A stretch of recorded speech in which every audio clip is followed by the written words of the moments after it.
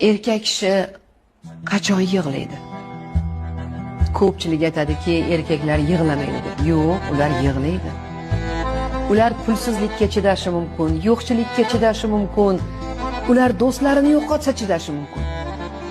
Ular yig'laydi.